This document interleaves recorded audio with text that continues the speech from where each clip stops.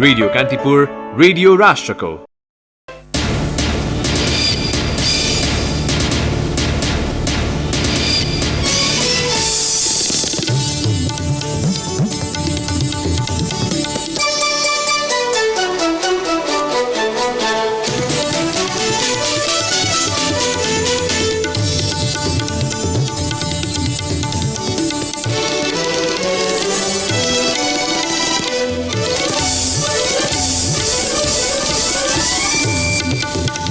पूर्वाधार विकास मार्फत आर्थिक समृद्धिको महत्वाकांक्षी लक्ष्य राखे पनि परिणाममुखी योजना बनाउन भने सरकार असफल बन्दै सरकारी अधिकारीले रेल र पानी जहाज राष्ट्रको आवश्यकता भएको दावी गरिरहँदा पूर्वाधारका जानकार भन्छन् कम्तीमा 2वटा उच्चस्तरीय राजमार्ग राज्यको प्राथमिकतामा पर्नुपर्छ।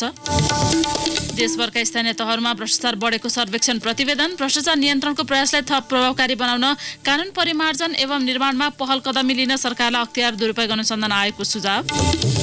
म्याद सकिन 1 वर्ष बाँकी रहँदै राष्ट्रिय पुनर्निर्माण प्राधिकरणको समय थप गर्ने बारे बहस सुरु। म्याद थप्ने नथप्ने बारे सिफारिस गर्न कार्यदल गठन। पाकिस्तानको लाहोर स्थित उच्च अदालतले पूर्व राष्ट्रपति मुशर्रफलाई मृत्युदण्ड दिने विशेष अदालतको फैसला उल्ट्यायो। विशेष अदालत गठन प्रक्रिया नै गैर संवैधानिक भएको ठहर। स्मारक डिभिजन लिग फुटबलमा एनआरटीसँग पुलिस पराजित। च्यासल र एपीएफले भने अङ्क बाँडे। एमएम कप क्रिकेटमा मलेसिया 11 को सान्तवना जित। नमस्कार, कान्तिपुर डायरीका साथमा साथी बासु र म प्रतीक्षा। सुरुमा कान्तिपुर सविस्तार। कान्तिपुर सविस्तार। सरकारले पूर्वाधार विकास मार्फत आर्थिक समृद्धिको महत्वाकांक्षी लक्ष्य राखे पनि परिणाममुखी योजना भने बनाउन नसकेको सरकारवालाले बताएका छन्। अर्थतन्त्रको आकार अनुसारको पुँजी निर्माण हुन नसक्नु, पूर्वाधार योजनामै सरकारी अन्यल छरिएका योजना र संरचनागत समस्याले आर्थिक समृद्धिको गोरेटो पहिल्याउन समस्या भएको उनीहरूको भनाइ छ। सन् 2030 सम्ममा दिगो आर्थिक विकासको लक्ष्य पूरा गर्न र निम्न आय भएको मुलुकबाट माथि उठ्न वार्षिक कम्तीमा 11 खर्ब लगानी आवश्यक रहेको अर्थविदहरूले बताएका छन्।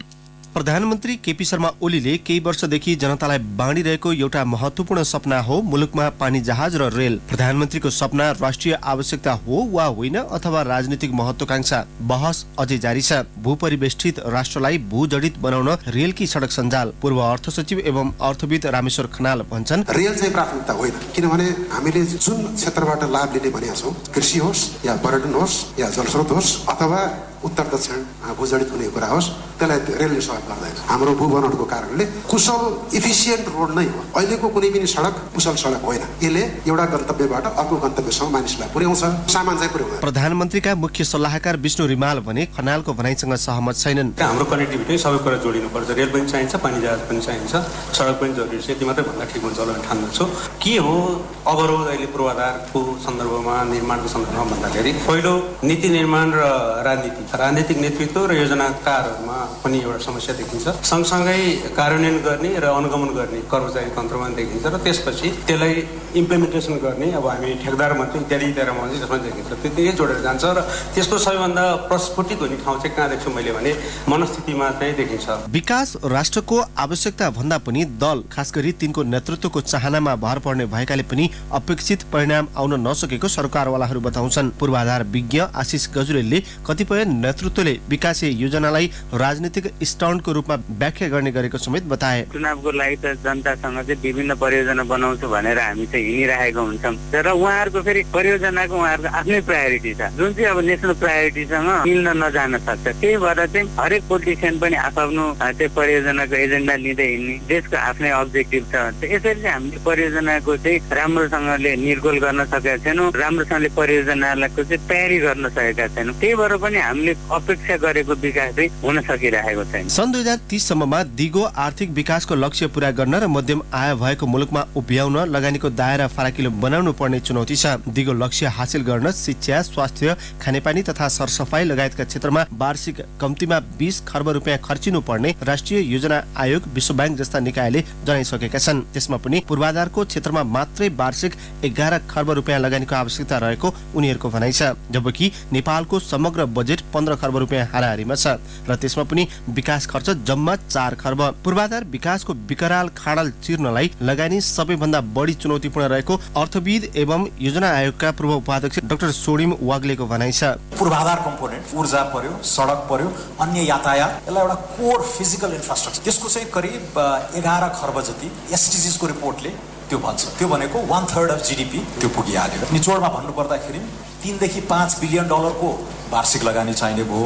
महत्वाकांक्षा फड्को मार्ने गरेर पूर्वाधारलाई पुँजी निर्माणको एउटा महत्त्वपूर्ण कदमको रूपमा लिने, कनेक्टिभिटीको एउटा पावरफुल मिडियमको रूपमा लिने र पूर्वाधारबाटै अरू नयाँ अर्थतन्त्रका न्यू इकोनोमिक एक्टिभिटिजहरू जन्माउने किसिमले एउटा महत्वाकांक्षी ढङ्गले जाने हो भने चाहिँ करिब 1/3 अफ जीडीपी तिर हामी जान्छौँ। पूर्वाधार विकासले संस्थागत रूपमा लिक समात्न नसक्दा लोकतन्त्रको जग समेत बलियो हुन नसकेको सरकारवालाले बताएका छन्। विकास र समृद्धिको लोकप्रिय नाराका बीचमा पूर्वाधारको सही छनौट हुन नसक्दा सरकार त कुहिरोको कागजै हराइरहेको छ नै, विकासको संघीय मोडल समेत धरापमा पर्ने संकेत देखिएको छ। रेडियो कान्तिपुरका लागि अनिल परियार, काठमाडौँ।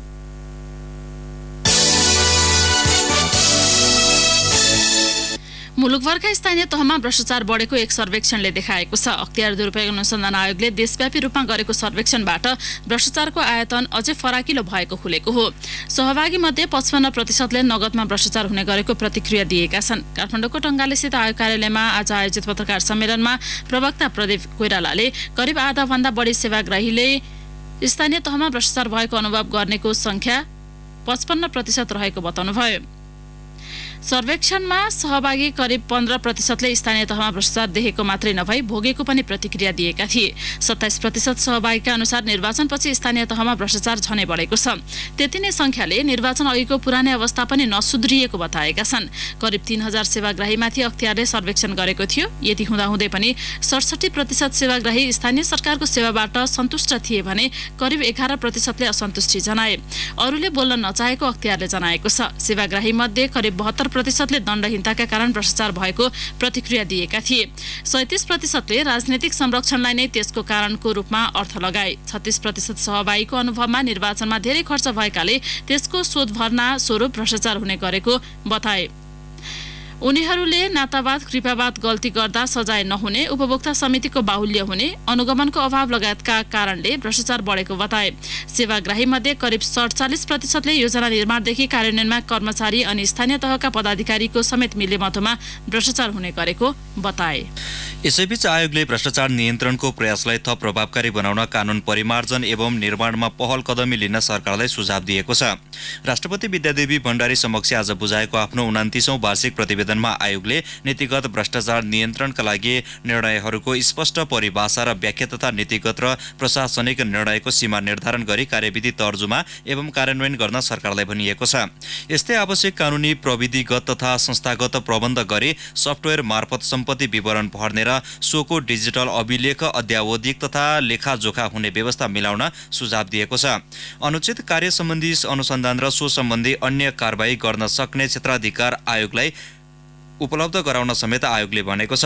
पारस्परिक सहयोगलाई थप प्रभावकारी बनाउन सम्बद्ध मुलुकसँग द्विपक्षीय सम्झौता गरी भ्रष्टाचारबाट आर्जन गरी विदेशमा लुकाएको सम्पत्ति फिर्ता गर्ने व्यवस्था मिलाउन प्रतिवेदनमा भनिएको छ। संवैधानिक निकाय तथा पदहरूमा नियुक्त हुने पदाधिकारी चयन गर्दा सदाचार लगायतका आधारमा निश्चित कार्यविधि बमोजिम गर्ने पद्धति बसाल्न सरकारलाई आयोगले सुझाव दिएको छ। यस्तै मुलुकमा सदाचार पद्धति विकास गर्न र राष्ट्रिय नीति तयार गरी लागू गर्न तथा भ्रष्टाचार नियन्त्रणका लागि कर्मचारीहरूको आधारभूत आवश्यकता परिपूर्ति गर्न सक्ने गरी यथोचित तलब लगायत आवास, शिक्षा, स्वास्थ्य जस्ता सुविधाको व्यवस्था गर्न भनिएको छ। सर्वोच्च अदालतले भाटबटानी डिपार्टमेन्ट स्टोर लगायतका आधा दर्जन कम्पनीहरूले नक्कली भ्याट बिल प्रयोग गरेर राजस्व छलेको ठहर गरेको छ।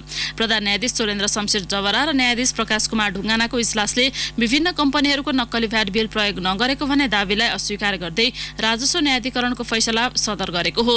अरुण इन्टरकन्टिनेन्टलको 2वटा मुद्दामा भने राजस्व न्यायाधिकरणको फैसला सर्वोच्चले उल्टाएको छ। त्यसको पूर्ण विवरण आउन बाँकी छ।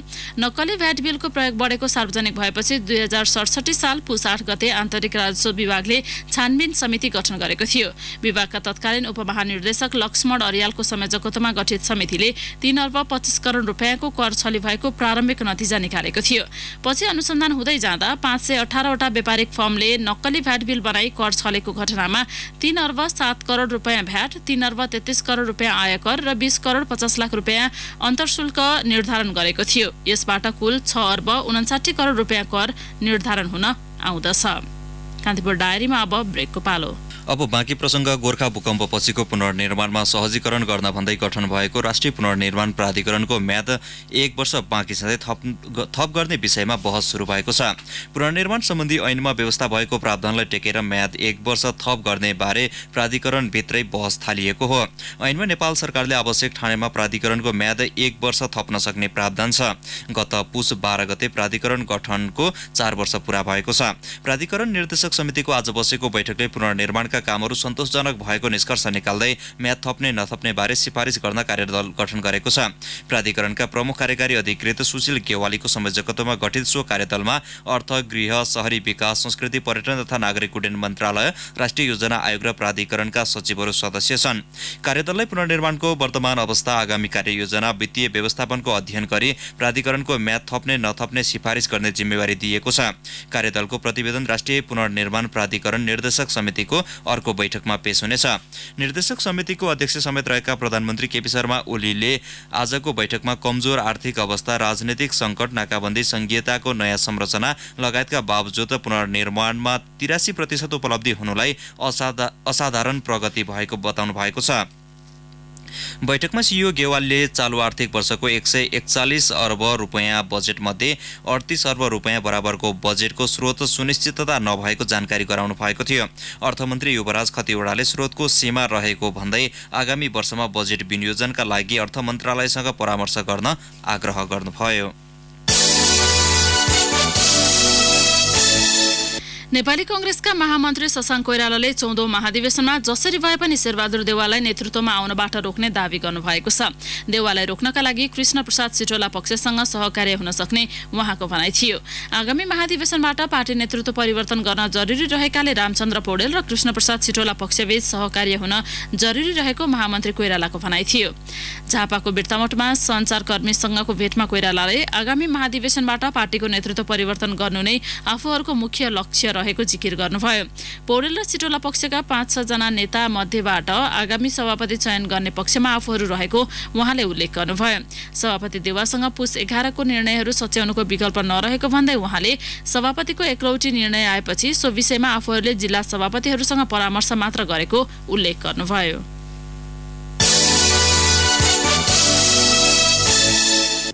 सवारी चलाउँदा लापरवाही नगर्ने प्रतिबद्धता सहित टिप्पर चालकहरूले काभ्रेमा शपथ खाएका छन्।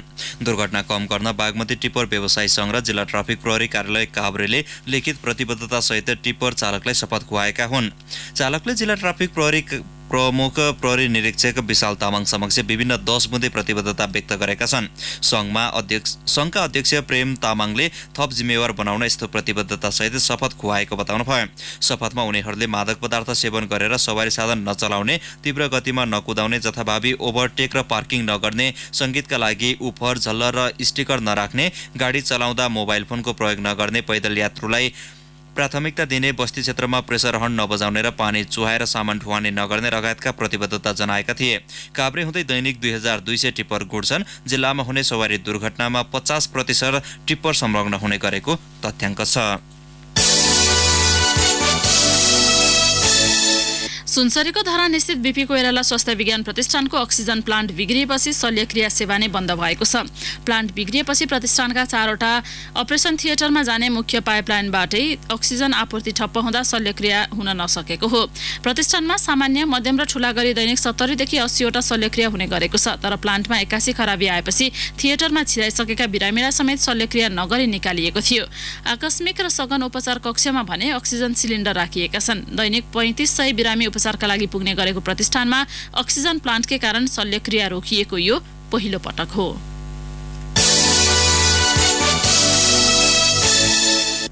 सरकारले माघ 1 गतेलाई राष्ट्रिय योग दिवसका रूपमा मनाउने भएको छ। शिक्षा विज्ञान तथा प्रविधि मन्त्रालयको पहलमा औपचारिक रूपमा राष्ट्रिय एकता योगको सान्दर्भिकता भन्ने नाराका साथ योग दिवस मनाउन लागि हो। मन्त्रालयका सहसचिव कृष्ण प्रसाद काप्रेका अनुसार मन्त्री परिषदबाट 2072 साउन 28 मै योग दिवस मनाउने निर्णय गरे पनि औपचारिक रूपमा भने यस वर्षदेखि राष्ट्रिय दिवसकै रूपमा मनाउन लागि हो। शारीरिक मानसिक र संवेगात्मक व्यवहारका रूपमा पनि योगलाई चित्रण गरिएको छ। सरकारले आगामी शैक्षिक सत्रबाट कक्षा 11 र 12 मा योगलाई ऐच्छिक विषयका रूपमा लागू गर्ने तयारी गरेको छ। अब केही समाचार संक्षेपमा। धनुषाको मिथिला नगरपालिका 5 स्थित औरही खोलामा बालुवा गिट्टी उत्खनन गरेको विरोध गर्दा टिप्परले किसेर हत्या गरिएका दिलीप महतोको परिवारलाई प्रदेश 2 सरकारले 5 लाख रुपैयाँ आर्थिक सहयोग गर्ने निर्णय गरेको छ। 24 वर्षीय महतोको गत शुक्रबार बिहान टिप्परले कुल्चिएर हत्या गरिएको थियो। प्रदेश 1 का मुख्यमन्त्री तथा प्रदेश समन्वय परिषदका अध्यक्ष शेरधन राईले 3 तहको सरकारबीच समन्वय र सहकार्य हुन नसक्दा व्यथिति बढ्दै गएको बताउनु भएको छ। विराटनगरमा आज सुरु 2 दिने प्रदेश समन्वय परिषद बैठकमा मुख्यमन्त्री राईले साझा अधिकार सूचीका कानून संघीय सरकारले निर्माण नगर्दा 3 तहका सरकारबीच समन्वय र सहकार्यमा समस्या भइरहेको बताउनु भएको हो। रूपन्देहीको भैरहवा स्थित गौतम बुद्ध विमानस्थलमा विगत 4 दिनदेखि विद्युत आपूर्ति बन्द भएको छ। अन्डरग्राउन्ड गरेर बिछाइएको तारमा समस्या आएपछि विद्युत आपूर्ति बन्द भएको हो। विमानस्थलका निर्देशक टेकराज पोखरेलले विमानस्थल परिसरमा बिछाइएको भूमिगत विद्युतीय तार धेरै पुरानो भएकाले विद्युत आपूर्ति अवरुद्ध हुन पुगेको बताउनु भयो। सीआईबी हुँ भन्दै नगद असुली गर्ने झापा गौरीगञ्ज गाउँपालिकाका परशुराम महतो र जीवन दासलाई प्रहरीले पक्राउ गरेको छ। भारतदेशी गाउँपालिका 3 राजगढ बजारमा आज स्थानीय व्यापारी अर्फाक आलमसँग नगद 7,000 रुपैयाँ असुली गर्दै गरेको अवस्थामा उनीहरूलाई पक्राउ गरिएको हो। वरिष्ठ नेत्ररोग विशेषज्ञ डाक्टर सन्दुक रुइतलाई जगदीश घिमिरे स्मृति पुरस्कार प्रदान गरिएको छ। साहित्यकार स्वर्गीय घिमिरेको जन्मथलो रामेछापको मन्थलीमा आज एक कार्यक्रमका बीच डाक्टर रुइतलाई सो पुरस्कार प्रदान गरिएको हो। पुरस्कारको राशि 51,000 रुपैयाँ रहेको छ। र बुद्धचित्त र रुद्राक्ष सहित कारोबारमा संलग्न रहेको भन्दै प्रहरीले काभ्रेका जगत लामा तामाङ र सूर्यमान तामाङ तथा भारत बिहारका मुन्ना यादवलाई मकवानपुरको मनहरीबाट नियन्त्रणमा लिएको छ। सुरक्षा जाँचका क्रममा उनीहरू सवार भारतीय नम्बर प्लेटको कारबाट प्रहरीले 1770 थान बुद्धचित्तको माला र 144 थान रुद्राक्षको माला बरामद गरेको हो। कान्तिपुर डायरीमा अब इलाम डायरीको पालो। इलाम डायरीमा विप्लव भट्टराईको नमस्कार। स्थानीय स्तरमा अत्यावश्यक सेवा प्रवाह गर्ने उद्देश्यले राज्यमा 3 तहका सरकार हुने व्यवस्था संविधानले नै गरेको हो। तर जहाँ होचो त्यहाँ घोचो भने झै इलामकै विकट मानिने फाकफोकथुम गाउँपालिकामा न भौतिक पूर्वाधार राम्रो छ न पर्याप्त कर्मचारी नै पुग्छन्। इलाम सदरमुकामबाट 50 किलोमिटर पश्चिममा रहेको यो गाउँपालिकालाई कार्य सम्पादन गर्न मुख्य समस्या आवश्यक भवन सहितका पूर्वाधार नहुनु हो। पुरानो गाविस भवनलाई काम चलाउ गरिए पनि जीर्ण भवनमा कार्यालय सञ्चालन गर्नुपर्दा झन कठिन भएको गाउँपालिकाका अध्यक्ष राम श्रेष्ठले बताउनु भयो। गाईको दूधबाट बनिने छुर्पीको माग अमेरिका र जापानमा उच्च रहेकाले इलामका ग्रामीण क्षेत्रमा उत्पादन बढेको छ। कुकुरको आहाराका लागि ती देशहरूमा निकासी बढेपछि गाउँ गाउँमा डेरी उद्योग खोलिएका हुन्। दुग्ध उत्पादनमा अग्रणी स्थानमा रहेको इलाममा छुर्पीको निर्यात बढ्दा कृषकलाई थप राहत मिलेको हो। कृषकले प्रति किलो 1,000 रुपैयाँसम्ममा छुर्पी बिक्री गर्ने गर्छन्। वार्षिक 1,16,086 मेट्रिक टन दूध उत्पादन हुने इलाममा घिउ छुर्पी बाहेक चीज ललिपप बम्बे निर्माण र बाँकी दुग्ध वितरण आयोजनामा जाने गरेको छ। इलामको राजदुवाली दानाबारी सडक खण्डमा पर्ने बुढी सुखानीको पक्की पुल निर्माण कार्य वर्षौंदेखि अलपत्र परेको छ। पुल निर्माण छाडेर हिँडेको निर्माण कम्पनीलाई पटक पटक ताकेता गर्दा समेत काम गर्न नआएको डिभिजन सडक कार्यालय इलामले जनाएको छ। पुल अलपत्र पारेपछि उक्त सडकको यात्रा वर्षायाममा जोखिममा पर्ने गरेको छ। प्रदेश 1 कै प्रमुख गन्तव्यको रूपमा रहेको सन्दकपुर डाँडामा विद्युत सेवा विस्तार भएको छ। हिम श्रृङ्खला दृश्यावलोकनसँगै धार्मिक र जैविक विविधताले अब्बल मानिएको सन्दकपुरमा पर्यटकको आकर्षण थपिँदै गएपछि राज्यले विद्युत विस्तारमा चासो दिएको हो। हवस् त इलाम डायरी आजलाई यति नै। विप्लव भट्टराई बिदा हुन्छु। नमस्कार। इलाम डायरी पछि कान्तिपुर डायरीमा पुनः ब्रेकको पालो। अब आर्थिक प्रसङ्ग। अर्थमन्त्री युवराज खतिवड़ाले मुलुकको विकास र समृद्धिका लागि साना तथा लघु घरेलु उद्योग क्षेत्रमा पनि समावेशी लगानी आवश्यक रहेको बताउनु भएको छ। अहिले ठूला उद्योगमा बैंकबाट तथा साना व्यवसायमा सहकारीबाट लगानी भएको भन्दै उहाँले समावेशी विकासका लागि घरेलु तथा मझौला उद्योग व्यवसायमा सरल र सहज रूपमा कर्जा प्रवाह गर्न वित्तीय संस्थाले ध्यान पुर्याउनु पर्ने बताउनु भयो। समृद्धि फाउन्डेसन र मेनोनाइट आर्थिक विकास एसोसिएट्स मेडाले राजधानीमा संयुक्त रूपमा आयोजना गरेको कार्यक्रममा मन्त्री खतिवडाले अर्थतन्त्रमा ठूलो योगदान पुर्याउँदै आएका साना तथा घरेलु उद्योगहरूको प्रवर्धनका लागि उत्पादन लगायत घटाउन प्रविधि सहयोग आवश्यक रहेको बताउनुभयो। द्वितीयपत्र बजारमा आज 1.5 अर्ब रुपियाँ बढीको कारोबार भएको छ। दोहोरो अङ्कले उकालो लागेको बजारमा आज 1 अर्ब 70 करोड 50 लाख 60 हजार रुपियाँ बढीको कारोबार भएको हो। बजार परिसूचक नेप्से पनि 15.14 अङ्कले बढेर 1270.86 बिन्दुमा पुगेको छ। नेप्से उकालो लागेसँगै कारोबार रकममा पनि अघिल्लो दिनको तुलनामा 37 करोड रुपियाँले वृद्धि भएको छ। 42.61 अङ्कले उकालो लागेको नेप्सेमा हिजो 1 अर्ब 33 करोड रुपियाँ बढीको कारोबार भएको थियो। कारोबार भएका उत्पादनमूलक र लघु वित्त बाहेक बाँकी सबै समूहको उपसूचक उकालो लागेको छ। सबैभन्दा बढी जीवन बीमा कम्पनी समूहको उपसूचक 52.27 अङ्कले बढेको छ।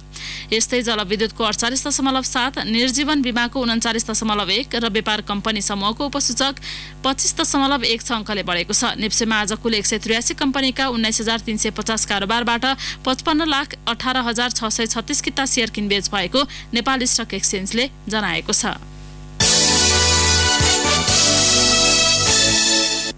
अब अन्तर्राष्ट्रिय प्रसङ्ग। पाकिस्तानको लोहार स्थित उच्च अदालतले पूर्व राष्ट्रपति जनरल परवेज मुशर्रफ विरुद्धको मृत्युदण्डको सजाय उल्टाएको छ। मुशर्रफलाई राजद्रोहको अभियोगमा मृत्युदण्डको फैसला सुनाउने विशेष अदालत गठन प्रक्रिया नै असंवैधानिक भएको ठहर समेत उच्च अदालतले गरेको छ।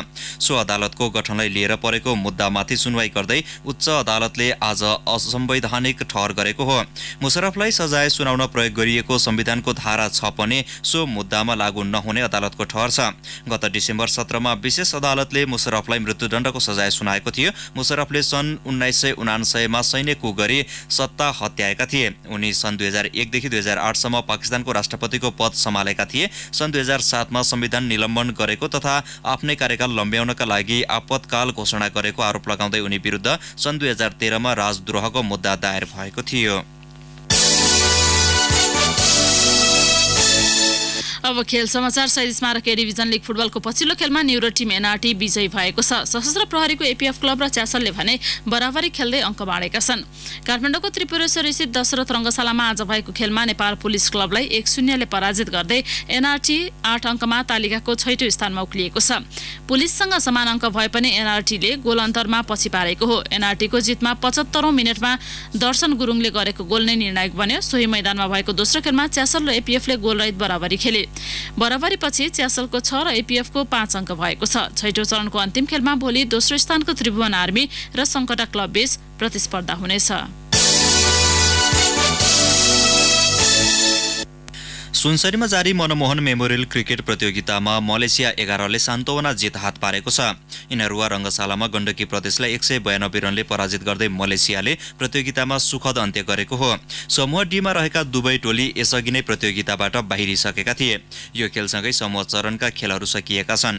मलेसियाले दिएको 279 रनको लक्ष्य पक्षाएको गण्डकी प्रदेश 27 ओभर 2 बलमा 106 रनमा समेटियो। गण्डकीका लागि विपिन खत्रीले 42 रन बनाए। गण्डकीलाई सस्तैमा समेट्न सुहारिल फेत्रीले 4 विकेट लिए। यसअघि 47 ओभरमा छुट्याएको खेलमा मलेसियाले 8 विकेट गुमाएर 298 रनको उच्च योगफल तयार पारेको थियो।